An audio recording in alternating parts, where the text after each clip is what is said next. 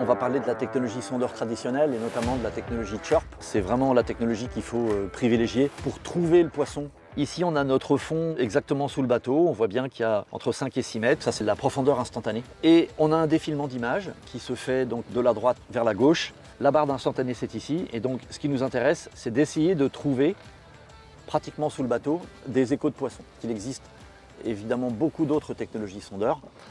Mais c'est avec celle-là qu'on va mieux voir les échos de poissons et qu'on va être capable de dire, ben voilà, il y a du poisson dans notre environnement à la verticale du bateau. Comment est-ce qu'on va l'utiliser? Dans un premier temps, on va aller dans les options du sondeur et on va aller régler la sensibilité. On a soit la possibilité de régler en automatique, ou automatique, moyenne automatique, ou alors de le mettre en manuel. Et en manuel, qu'est-ce qu'on va faire? On va pouvoir forcer la sensibilité. Plus on va monter la sensibilité, plus on va faire ressortir des échos. Là, par exemple, on vient de voir apparaître ici un écho sous forme d'un arc. Et ce qu'on constate, c'est que dans cet écho, il y a de la couleur. Et donc, quand il y a de la couleur dans un écho, ça veut dire qu'il y a de la densité et donc que c'est un poisson qui a une certaine masse, une certaine taille.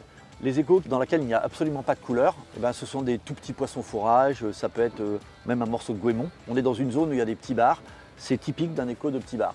Là, on est à côté de La Rochelle, ce sont probablement des petits bars mouchetés comme on a pêché tout à l'heure.